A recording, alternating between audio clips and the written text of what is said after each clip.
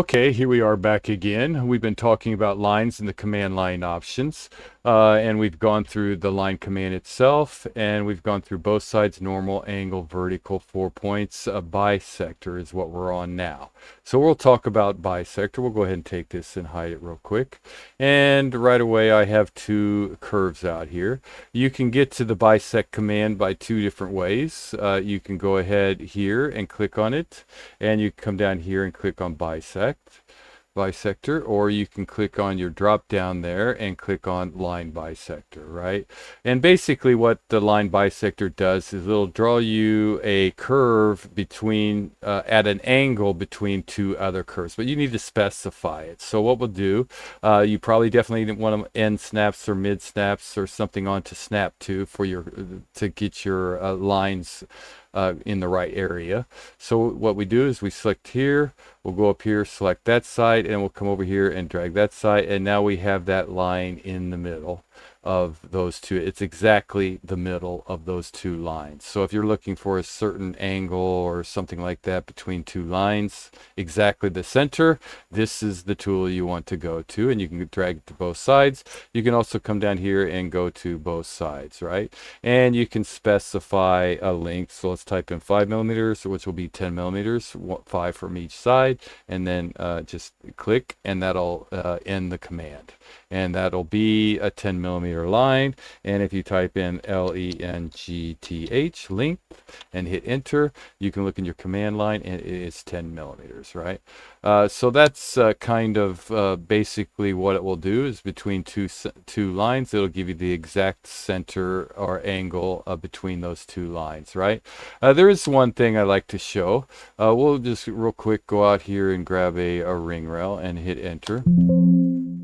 And I don't think we really need another outside ring rail, so we'll just go ahead and take this. First, what we're going to do is we're going to grab a line curve. I'm going to hold down or hit F4 and hold down Shift and just draw me a line up. And I'm going to right click, bring that back. Click on that center there. I have my points on it. I don't have to hit F4. And then I'm going to hold down Shift, and it'll lock it into 45 degrees, right? 45 and 90 degrees. So I'm going to hit there, right? So let's go ahead and get that a little better so we can see it. Now what I'm going to do is if I place a gem out there, right? I know it's in the center. I know it's at my C4 or F4, right? And I can make it whatever size I want it, and then I can kind of drag it up to where I want it, right? And then let's go ahead and hit enter. It's right in the middle of that line, right? But I want the stones exactly spaced out at a certain area. Like I want 5 stones. I want one here, here, here, and then on the other side. So basically what I can do is use that bisector curve and go in here and click, and then go to my bisector, and then I'm going to specify this one here, and then drag it over to this side here, and it'll give me that line, right? And then what I can do is I can take this, I can just hit rotate, copy on from F4, and use that line, right? And then click there, and click there, and those stones are exactly spaced out. Then all they have to do is select these two over here and go to transform and mirror them over to the other side. And there they are. They're all evenly spaced out, exactly the same, and with the same distance between them. And then I can place items in the middle or do whatever I want with it.